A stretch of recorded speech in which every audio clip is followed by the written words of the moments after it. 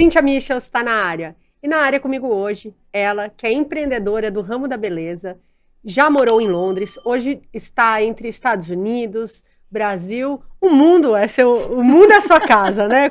A gente vai conversar mais sobre isso, mas abro o microfone para você, seja muito bem-vinda, Cristiane Michels, Kiki Michels para os íntimos. Muito obrigada pelo convite, é um prazer estar aqui. Aqui nesse projeto onde eu vi nascer, né? Participei dos bastidores, vi tudo começar e hoje estou aqui como convidada, muito legal. Obrigada mesmo pelo convite.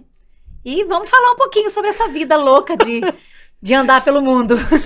É muito bem-vinda, porque realmente você veio comigo aqui, né, no estúdio, quando eu ainda estava decidindo onde que eu ia gravar e participou de todos os frios na barriga e que envolvem a construção do projeto, então estou muito feliz.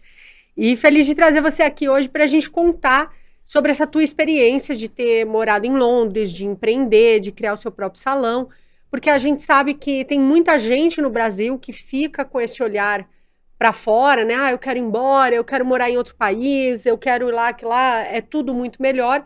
E são esses pontos que a gente vai conversar hoje para ver como foi a sua experiência nesse sentido. Já são quantos anos que você está Eu saí do Brasil em 2003, né? 2003. Estamos com 11 anos agora. Perfeito, 2003. Então, 11 anos. 21 anos. 21 anos. Eu ia falar, nossa, 11 também é errado, essa matemática não acho tá que certa. não. Mas 21 anos, então, e que você, claro, sempre voltando também para o Brasil, mas com uma base muito forte em Londres. Então, conta pra gente como é que você foi em 2003 parar em Londres. A decisão de ir para Londres foi porque o meu irmão foi primeiro, né? Ele decidiu se aventurar com os amigos e aí começou a me dar aquela coceirinha. Eu tinha um sonho de falar inglês. E aqui no Brasil eu já tinha feito cursos e o que você sabe, assim, pelo menos para mim, a experiência de falar inglês aqui era the books on the table. E eu falava, acho que eu nunca vou conseguir aprender esse negócio. Então eu tinha um sonho de falar inglês. E a minha ideia era, vou para Londres, moro um pouco, aprendo a língua e volto. Mas não foi bem assim, né? Eu fui, ele estava lá, eu cheguei em Londres, e aí você se engaja naquela vida, porque é tudo muito corrido. E passaram-se 5, 6, 8, 10 e continuo por aí, não voltei a morar aqui mais. Passa longos períodos. Sim. Volto pro Brasil, você fala, né? Isso. Venho sempre, com muita frequência, fico bastante tempo aqui e tô sempre indo e vindo.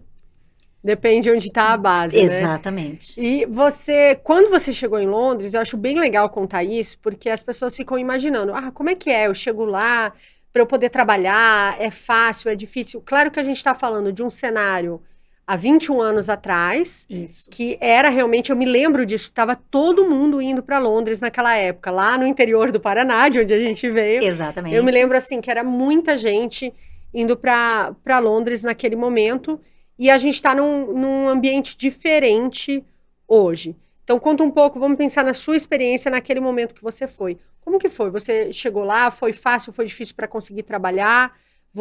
No que você trabalhou? Como que isso aconteceu? Quando eu fui, eu acho assim, que acho que tem 2 pontos. Tanto naquela época tinha seus pontos mais fáceis e mais difíceis do que são agora, e vice-versa. Quando eu fui, eu acho que era mais fácil se conseguir emprego sem você ter experiência nenhuma. Hoje já não tá tanto assim. Sem experiência, sem falar inglês, sem ter documento. Não é bem assim. Naquela época até foi. Porém, o meu primeiro trabalho, assim, de verdade, fixo, né? Tirando um parênteses aí de uma pizzaria que rolou no começo, foi trabalhar limpando o quarto de hotel. E eu não falava inglês. Então, uma amiga me levou para essa entrevista, e eu fico imaginando, imagina hoje alguém levar você e fazer entrevista por você, isso não existe, não cabe no cenário. E ela conversou com a gerente do hotel, ela falou tudo de mim, e ela falou que eu entendia muito bem inglês, mas eu não sabia falar. Então, se ela me desse as instruções, eu entenderia. E eu só ficava assim. Yes.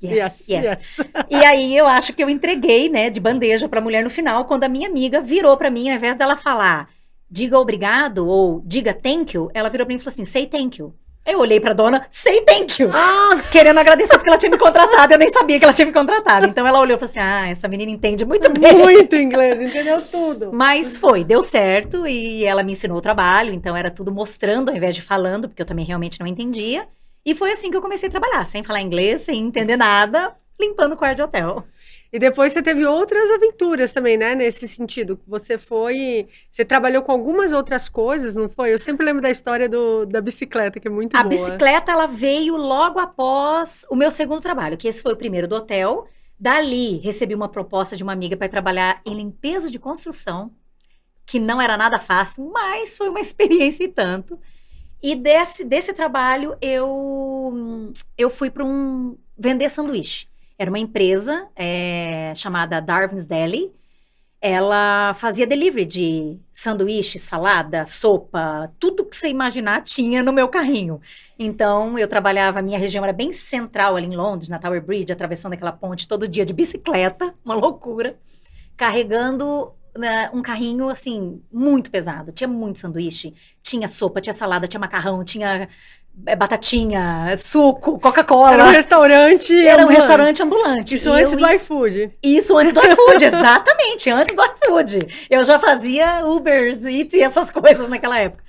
E a gente pedalava, ia de escritório em escritório, na hora do almoço, levava todo esse peso para dentro do escritório, para a pessoa vir e escolher o que ela queria comprar naquele dia. Então, tinha dias que faziam-se boas vendas, tinha dia que não fazia nada, porque Londres, as pessoas clamam pelo sol. E o dia que tinha sol, todo mundo corria pro parque e eu ficava lá com aquele monte de comida e ninguém vinha.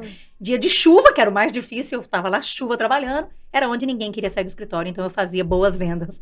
Então, assim, é como se diz lá, né? É um lugar onde o filho chora e a mãe não vê. Tem que estar disposto a trabalhar, Tem que estar disposto a trabalhar. Tem que estar disposto a trabalhar. Atrás. Existem oportunidades para tudo, mas você tem que estar disposto.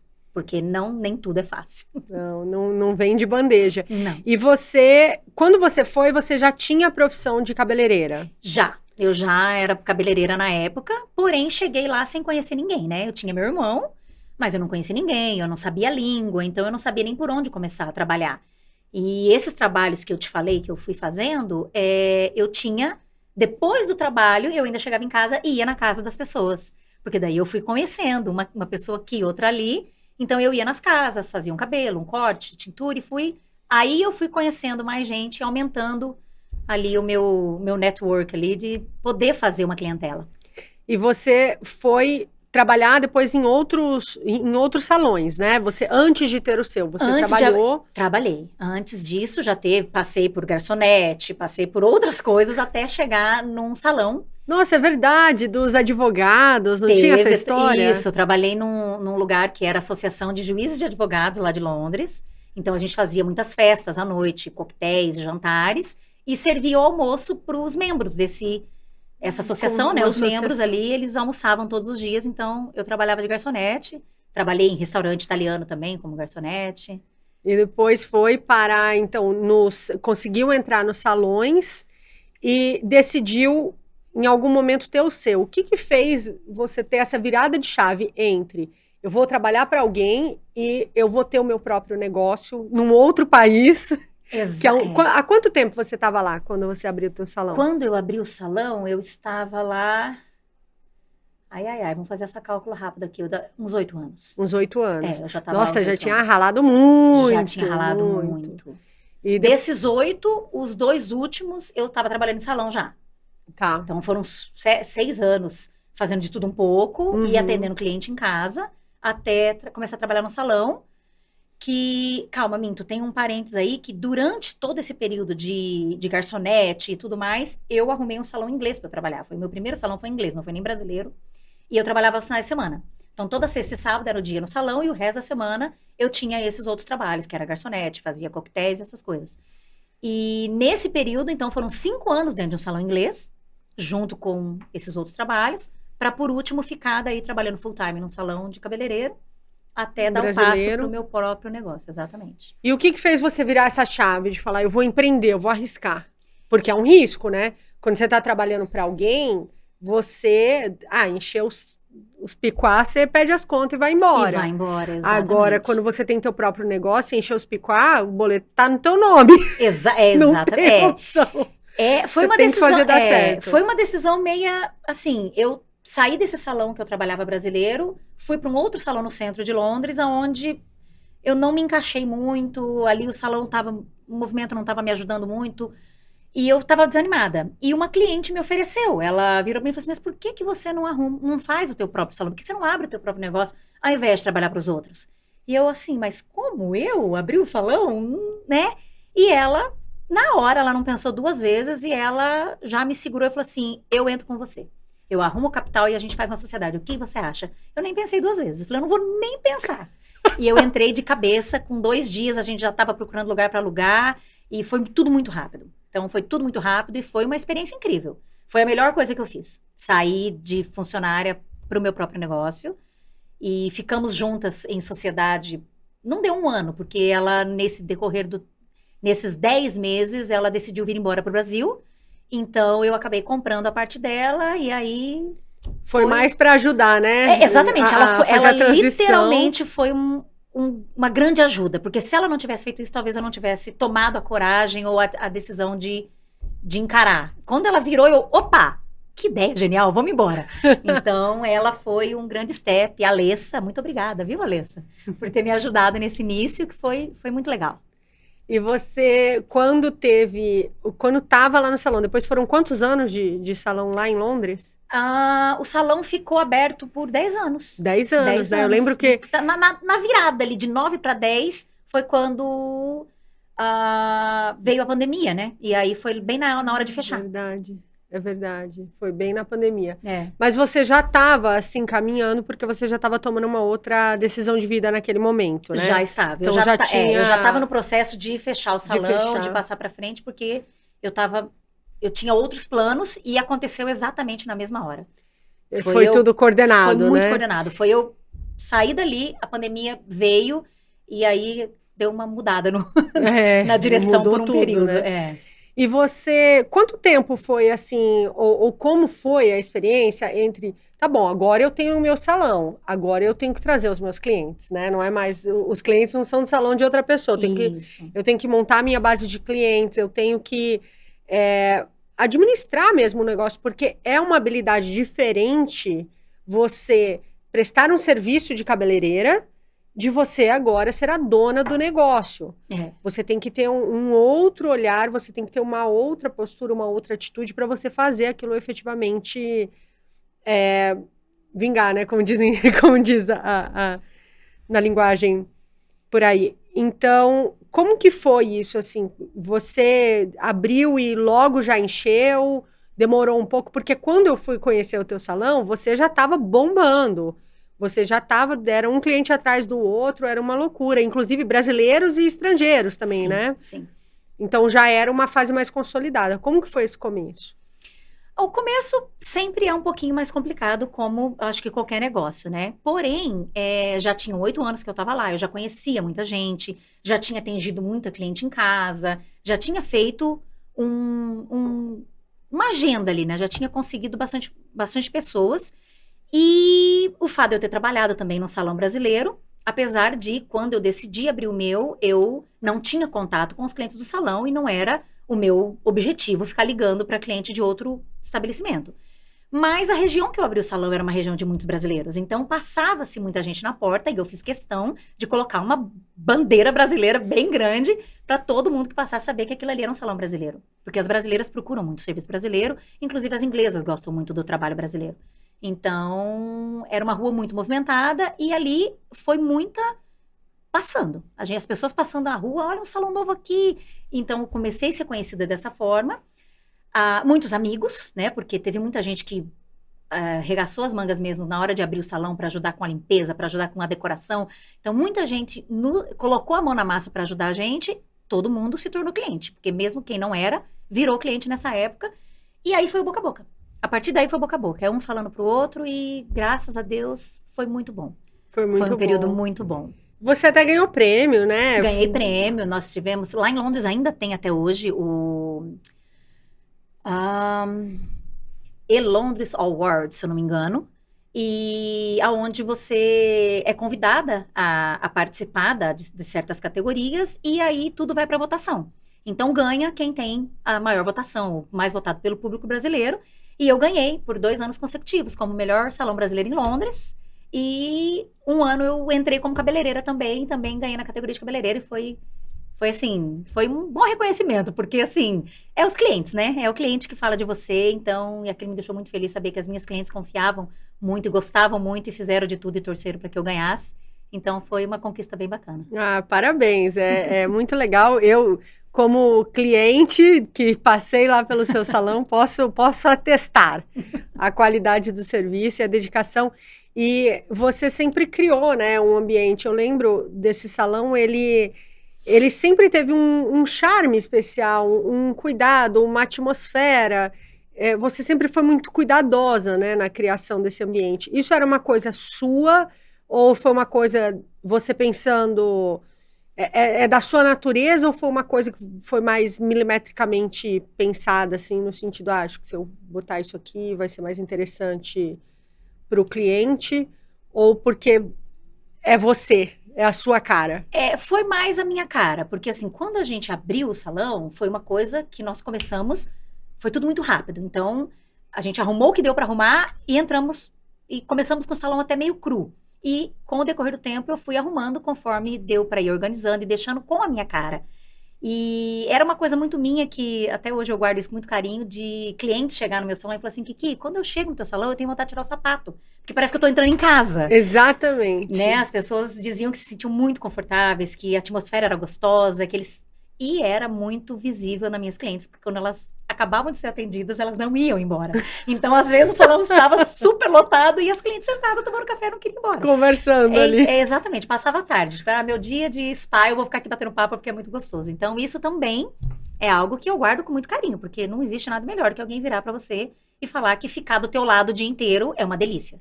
Né? Se sentir em casa. Aqui. Exatamente, se sentir em casa. Então, isso é muito gratificante, muito gratificante. Com certeza. Eu lembro justamente dessa atmosfera, assim, de muito carinho, muito aconchego e desse respiro. E que é importante para quem está fora, né? Porque eu lembro quando eu passei 1 ano e meio no Vale do Silício. Era o que você falou, eu procurava cabeleireira brasileira. Isso foi a primeira brasileira, inclusive, que eu conheci lá, que foi a Mônica Marcolino. Eu perguntei para ela, eu queria convidá-la para participar do Grupo Mulheres do Brasil, porque eu estava fundando o núcleo. E a segunda pergunta que eu tinha era, onde você corta o cabelo? Já tá desesperador e eu não sei onde cortar. Só que no caso, a sogra dela era cabeleireira aqui no Brasil, então ela falava, eu corto com a minha sogra, ou se ela vem, ou se eu vou. Falei, poxa, assim não dá, porque daí a minha prima cabeleireira vai estar lá em Londres, aí não resolve. Não dá pra ficar dando um pulinho ali toda hora, né? Não dá, não tem condições. Então, a questão do serviço brasileiro faz muita diferença e também essa coisa do aconchego em si, porque quando a gente está fora, querendo ou não, você é um estrangeiro ali. Por mais que você seja bem recebido, tratado com educação, não é a tua pátria, né? Não é o teu berço. Então, fala um pouquinho, assim, da tua experiência em relação a isso. O que você vê? Você vê os brasileiros buscando muito esse serviço brasileiro? Você acha que é mais pela qualidade, mais pelo aconchego, os dois? Como que você avalia isso? Eu acredito que tem as duas coisas, porque nós brasileiros temos, sim, uma excelente qualidade de trabalho em todas as áreas. Comida brasileira, ela é muito gostosa, ela é muito bem feita. Um cabeleireiro brasileiro, uma manicure brasileira não existe igual. Manicure brasileira é excelente. Todo o tratamento, eu acho, né? O brasileiro, ele é caprichoso. O brasileiro vai fazer um serviço de construção, como muitos homens trabalham assim lá fora. É diferente, é diferenciado, é um trabalho muito mais caprichado, não é de qualquer jeito. E o que a gente vê é que em outros lugares não é tanto assim. Então, eles valorizam muito a mão de obra brasileira por isso. Porque é muito caprichado. Então, falou que é brasileiro, eles, opa, eu acho que gostei. Então, e o brasileiro em si, ele procura por essas duas coisas. Porque sabe que vai encontrar algo bom e porque tem aquele gostinho de casa, né? Você tem gostinho da comida da mãe, o gostinho da comida da avó. Fala português. Toca música brasileira. Então, assim, você se sente em casa. E tem muito restaurante brasileiro, tem muitos comércios brasileiros no exterior. E quando você vai lá, claro, que tem muito brasileiro, só que muitos estrangeiros frequentam esses lugares. Porque é diferente. É diferente. Brasil, né? Pedacinho do Brasil lá. É um pedacinho do Brasil. É uma outra energia, né? Eu me lembro disso.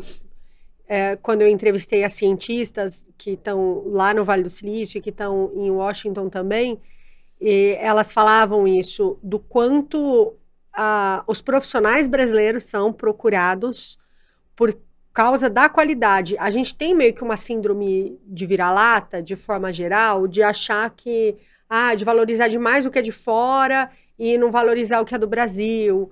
E na verdade, é uma baixa autoestima brasileira, uma visão distorcida da realidade. Exatamente. Porque a gente tem um baita de um país, a gente tem um povo guerreiro, um povo criativo, gente que não, sabe, arregaça a manga, vai trabalhar, faz o que tem que ser feito, corre atrás, cria as próprias oportunidades, e isso é muito bem visto lá fora, porque muitas vezes eles se deparam com outros profissionais que são muito mais acomodados, ou que falam, não, a minha descrição de trabalho é só essa vírgula não tem, então eu não faço, não é minha responsabilidade. Exatamente. Enquanto aqui a gente, é o que você falou, a gente faz o que tem que fazer. Eu, quando eu ia fazer eu sempre lembro, ia fazer as reuniões do núcleo, acho que você até foi, né, lá em Stanford com a gente uma vez, na reunião do núcleo. De uma, Então, a gente fazia as reuniões do núcleo Vale do Silício, do Grupo Mulheres do Brasil, e a gente chegava mais cedo, era eu, a minha mãe, a minha filha, e quando você foi junto também,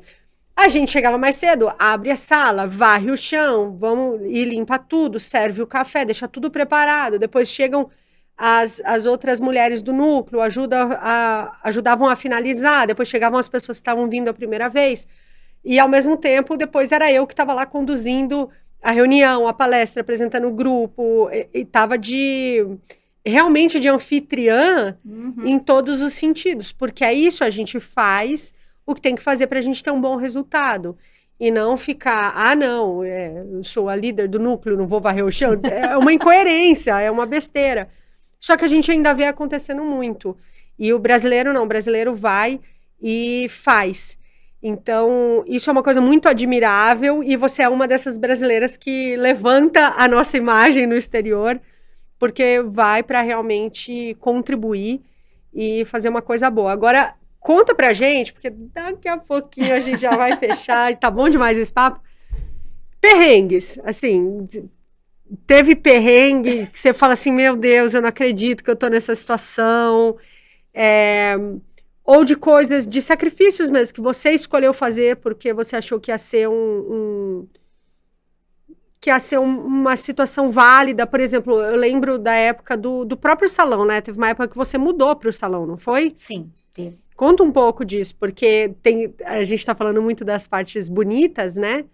Conta um pouco, não que isso não seja bonito, porque eu sempre te admirei por conta disso, por você ter essa racionalidade de bancar suas escolhas e de ser estratégica nelas. Mas era um sacrifício que você fazia. Sim. Conta um pouco do que foi essa experiência. Se eu for contar perrengue, a gente vai ficar aqui por horas, porque é o que mais tem. Perrengue tem muito. Porém, essa fase, assim como você disse, né, que você ia lá no núcleo, você chegava mais cedo, limpava, varria, acontecia, e ainda tinha que administrar tudo lá. O salão era assim também. Enquanto eu atendia uma cliente, eu atendia um telefone aqui, e ela atendia quem estava entrando pela porta, e daqui a pouco eu acabava aquela cliente, eu já varria o chão, eu mesmo servia o café para ela. Então era sempre assim. Tinha, né, a manicure que trabalhou comigo também muito tempo lá. Passaram-se várias, Jane, Jana, minhas queridas amigas do coração, me ajudaram muito no salão. Porém, quando elas estavam ocupadas, eu que varria meu chão ali, eu que servia o café da minha cliente, eu que atendia o telefone, eu tinha que fazer tudo sozinha. E aluguel lá em Londres é muito caro. A vida lá não é muito barata. Então, tudo lá custa muito. Então, você quer viver bem, você tem que trabalhar muito, ralar muito, porque tudo é muito caro. E nessa época eu estava investindo nessa sociedade, não minto. Eu tinha acabado de sair de uma sociedade e eu estaria investindo naquilo sozinha. Então, para conseguir dar conta de tudo aquilo, eu optei por sair de onde eu morava e morar dentro do salão. Era um salão pequeno, mas eu dei um jeito, eu me coloquei lá dentro e eu acabei ficando lá 2 anos morando dentro do salão. Então, tiveram momentos bons, claro, tiveram momentos muito difíceis, mas fez parte para eu conseguir crescer, para eu conseguir, né, continuar ali, dando conta sozinha. Porque era eu que tinha que me virar. É a tua autonomia, né? Por isso que eu falo, os sacrifícios válidos, porque muitas pessoas acham ou que empreender é super glamuroso, ou que, agora, né, eu sou a dona do negócio, então não tenho que fazer mais nada. Tem ainda umas fantasias em relação a isso, que é por isso que eu tô trazendo essa história, porque assim, eu conheci também no Vale do Silício muitos empreendedores que tinham startups, que estavam em negócio de tecnologia, que era assim, o cara dormia dentro do carro e tomava banho na academia, para não ter que pagar aluguel, porque morar no Vale do Silício também é muito complicado. Então, pessoas que tinham um quarto, só que ela sublocava o quarto e dormia na sala para poder... E assim, são pessoas que hoje estão muito bem sucedidas. A startup deu certo, a empresa de investimento deu certo, só que elas passaram por isso que são desafios que fazem parte da vida do empreendedor. Sim. Outros que estavam assim, cara, é nosso último boleto, nós vamos tirar o último centavo que a gente tem do banco. Se esse negócio não for para frente, acabou. Acabou ali, Acabou ali. Então, assim, realmente, esteja empreendendo no Brasil, no Vale do Silício, em Londres, é um desafio e isso faz parte. Então, não ache também que... Para não achar também que você está sozinho ou que seu negócio está dando errado porque ainda não está dando o lucro que você gostaria, ainda está sendo custoso. Claro, isso tudo tem que ser muito bem contabilizado, né? Você tinha que dar conta de você não tinha uma família, você não tinha filhos que dependiam de você, a sua família do Brasil não dependia de você, os seus pais, e você também não tinha... filhos, enfim, que dependeriam. Então, exatamente, era eu. Era você, a escolha era você e seu negócio, era a sua escolha. Então, mas isso é muito admirável, porque empreendedores que são bem-sucedidos são empreendedores que têm essa determinação, têm esse foco, que estão dispostos a fazer o que tem que ser feito dentro de uma coisa justa, dentro de uma coisa, obviamente, dentro da lei, dentro de tudo isso, desses parâmetros, dessas 4 linhas aí, fazer e entregar. Então, pra gente fechar... mas a gente pode fazer mais vezes. Eu ia falar só um negocinho que você, pra fazer um parênteses disso que você falou sobre as pessoas que sublocavam o quarto, moravam na sala ou moravam no carro e tudo mais. Hoje em dia, pode ser um pouquinho diferente, não posso falar no geral pra todo mundo, mas quando eu fui, e até hoje existe isso, é muito comum você chegar lá e você ter que dividir o seu apartamento. Você não chega lá e já aluga uma casa e vai morando. Você sai do teu conforto do Brasil, que você tem a tua casa aqui, e mora só você e sua família, pra dividir com pessoas que você nunca viu na vida. Então, às vezes, são casas que tem um banheiro. E moram... Nossa! A primeira 8 pessoas. casa...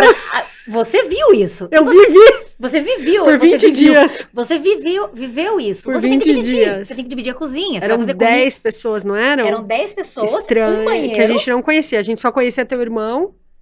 Um banheiro para aquelas 10 pessoas, eu lembro, tinha que ter rodízio para tomar banho.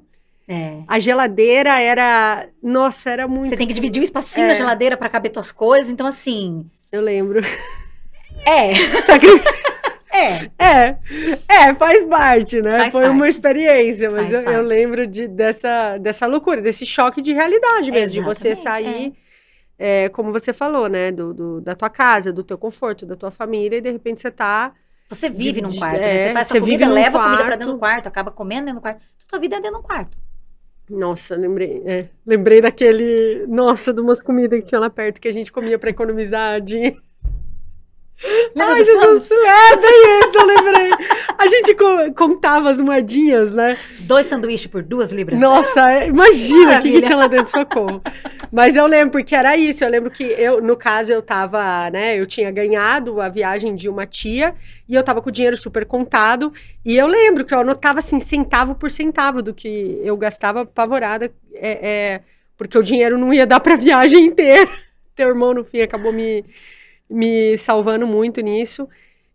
Mas são coisas que acabam virando histórias para contar, né? Exatamente. E eu agradeço muito as histórias que você compartilhou com a gente e deixo agora para você, se você quiser deixar uma mensagem final, se você quiser compartilhar mais alguma coisa. Olha, eu acho que, baseado no que a gente falou, corra atrás dos seus sonhos. Aqui, lá fora, não importa. É difícil, é trabalhoso, mas você tem que escolher o seu difícil, né? Sempre tem difícil e o que faz bem pra você. Ir pra fora é bom? É bom, mas tem o lado muito difícil. Você tem que abrir mão da sua família por muito tempo. Você perde muitos eventos, casamentos, batizados, nascimentos. Verdade, você não foi no meu casamento. Não fui no seu casamento. Perdi muitos casamentos, a reunião familiar, né? Aquilo a gente perde. Muitos natais sozinha. Então, tem o seu difícil e corra atrás do seu sonho. Seja aqui ou seja lá, faça acontecer. Ah, muito bom, show. Muito obrigada, minha querida. Adorei a nossa conversa, é sempre Também muito adorei, bom. obrigada pelo convite, foi muito bom estar aqui. Feliz de coração, muito obrigada, volte sempre. E muito obrigada a vocês que assistiram até aqui. Nos vemos no próximo episódio.